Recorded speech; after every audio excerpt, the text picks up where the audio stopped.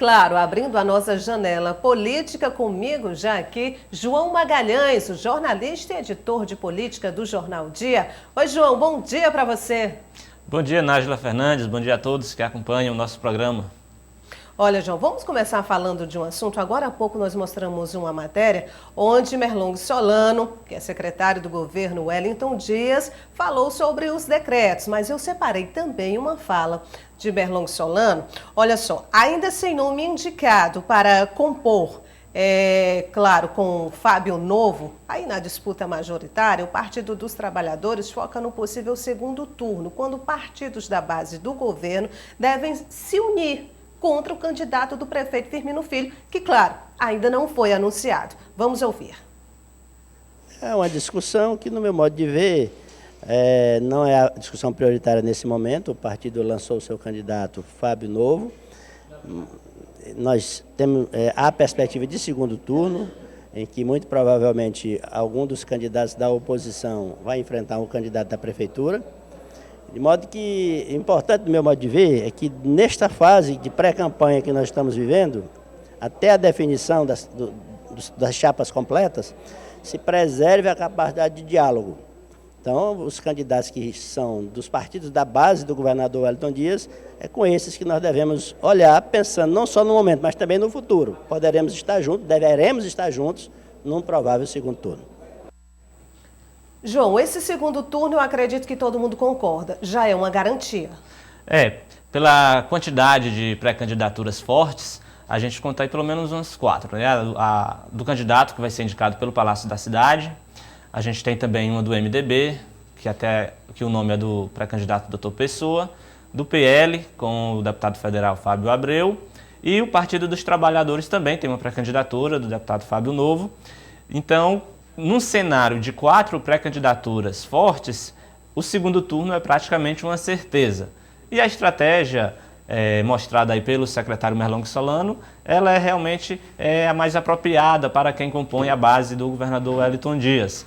Em caso de segundo turno, todas as oposições elas se juntam para enfrentar aquele candidato do Palácio da Cidade. Isso porque, pela lógica também, o candidato a ser apresentado pelo atual prefeito Firmino Filho, ele tem normalmente aí a possibilidade de já estar com uma vaga, vamos dizer assim, praticamente garantida no segundo turno, pela força política que o prefeito Firmino Filho e seus aliados possuem, pelo histórico das eleições aqui na capital. Sem dúvida nenhuma, o PSDB é o partido a ser batido nas eleições desse ano aqui em Teresina, como foi também nas outras eleições. Então, sobraria aí para o segundo turno um cenário em que a gente teria uma candidatura da base com as oposições unidas em torno daquele nome que passar para o segundo turno. E o secretário Merlong Solano também acerta quando diz que a discussão para vice ainda não é prioritária. Isso porque o espaço de vice numa chapa, ele é muito importante.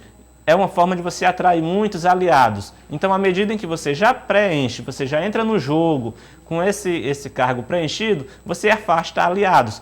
É isso, inclusive, uma dificuldade que a gente pode comentar depois no caso do MDB, já que o doutor Pessoa, nos bastidores e publicamente, já se fala que já tem um vice garantido, que é o ex-deputado Robert Rios. Tem, inclusive, algumas pessoas que dizem até, João, que vice não conta muito. E eu penso justamente o contrário. Vice conta, sim.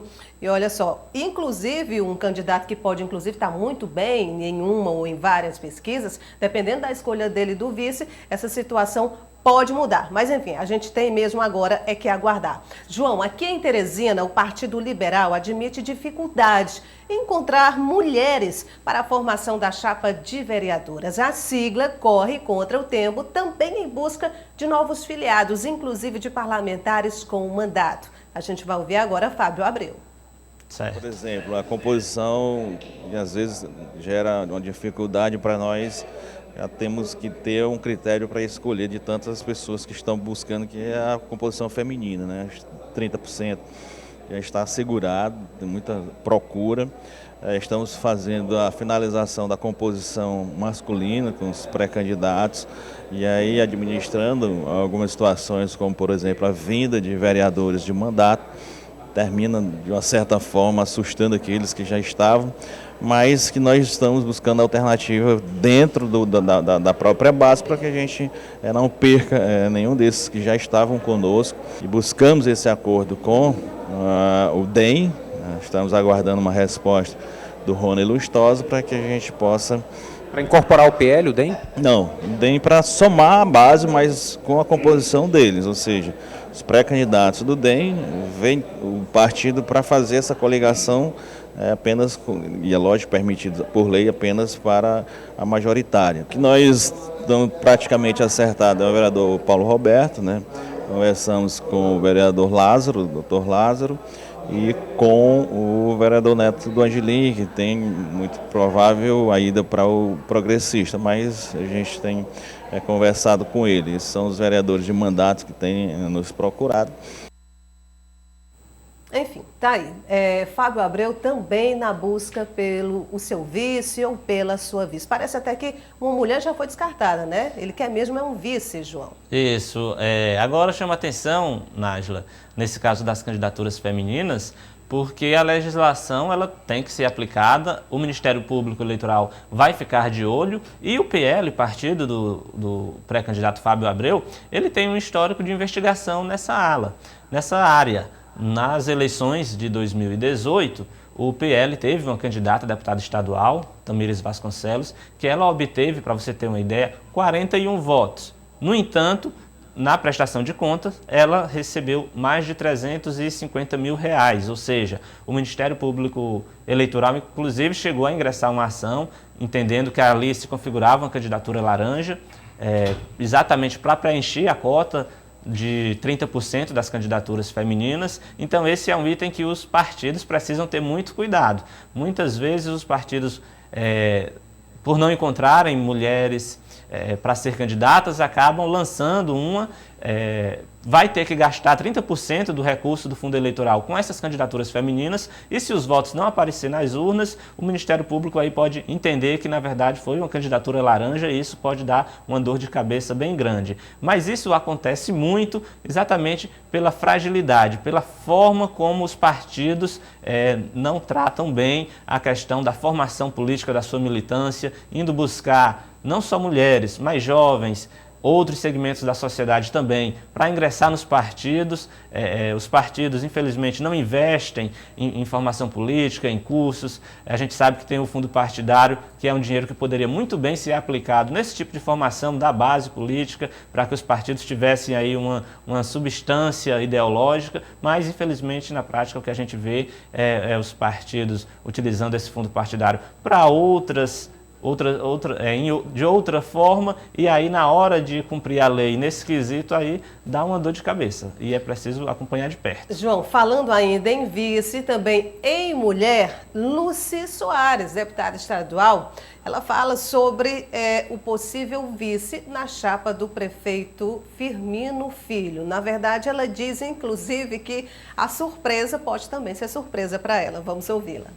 Com certeza o nome será a pessoa à altura, né, que vai comandar a nossa cidade por mais 4 anos. Uma pessoa que tem responsabilidade, competência, compromisso com o nosso povo, que é isso que o nosso povo precisa. Pessoas com compromisso, com olhar de gente, com um gosto pelo bem feito. Pode ser uma surpresa, até para mim também.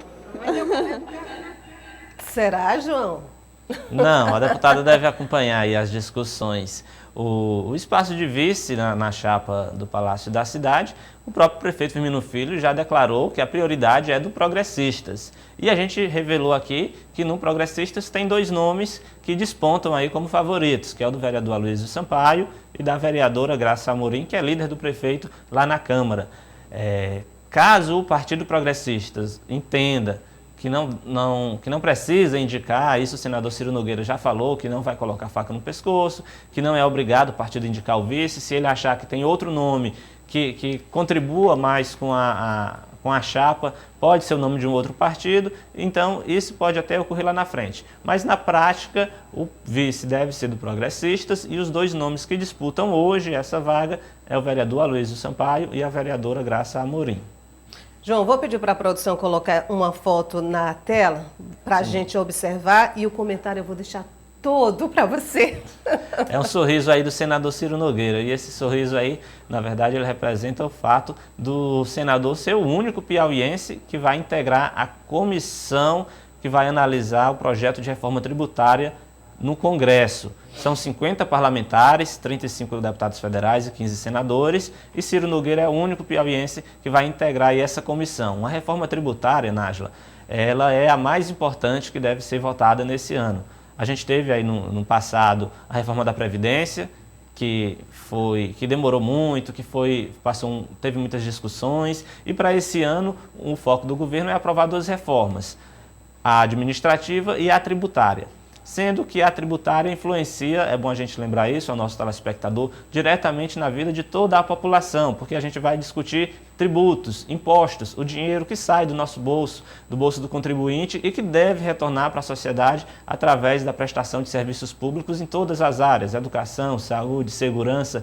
Então, a gente precisa acompanhar de perto como é que a comissão vai desenvolver esses trabalhos, porque o texto que sair de lá vai para o plenário. E é um texto que o governo federal, que os governos estaduais, que as bancadas federais, enfim, todos os segmentos da sociedade, o empresariado, vai acompanhar de perto e, sem dúvida nenhuma, a gente precisa também estar de olho para que essa comissão elabore um texto que contemple realmente os interesses que a sociedade precisa. Inclusive, João, inclusive eu comentei esse assunto ontem aqui no estúdio com o deputado federal Júlio César. Eu até disse, olha, vai ser uma briga de gente grande, porque muitos querem aumentar a tributação para os mais ricos e para que isso aconteça, claro, reduz aí para os mais pobres, aumentando a tributação para os mais ricos. E aí, será que isso vai dar certo? A gente sabe que o empresariado, enfim, tem uma força imensa de influência no Congresso. O deputado Júlio César, inclusive, tem um projeto que está aí nessa seara da reforma tributária, com certeza vai ser analisado aí pela comissão. Então, é uma discussão que a gente vai tratar muito aqui, porque realmente é um assunto que impacta diretamente na vida de toda a população brasileira e a gente vai estar de olho para mostrar para você como é que os trabalhos vão se desenvolvendo. João, você lembra que ontem nós mostramos aqui aquele vídeo da confusão de Cid Gomes, realizada lá em Sobral, inclusive? Sim. Falamos que ele estava hospitalizado, até a gente tinha dúvida se ele tinha sido atingido por balas de borracha ou não. Sim. A gente tem agora um trechinho de uma entrevista do irmão Ciro Gomes, que fala um pouquinho da situação, inclusive, de saúde de Cid Gomes, e ele também faz críticas fortes, tá certo, ao presidente Jair Bolsonaro. Solta o vídeo pra gente, produção. Nasceu de novo. Levou 2 tiros de bala .40. Essa última ainda está ali alojada, mas os médicos estão avaliando a probabilidade de não retirá-la porque ela está estável e sem oferecer neste momento nenhum risco. Vamos nos pôr no lugar dele. Ele é um político que não ficou trancado no gabinete, não ficou mandando recado, não ficou fazendo tweetzinho na internet, e a sua cidade inteira sofrendo, faz um apelo por providência. As autoridades impotentes estavam, impotentes continuaram, porque o Tribunal de Justiça do Ceará determinou a ilegalidade. Ele avisou que ia para lá para restaurar a ordem, em paz, desarmado, e tentou tudo. Antes daquilo, nós temos a filmagem inteira, ele levou um soco no rosto. Estava com megafone, não estava com arma nenhuma, estava com megafone.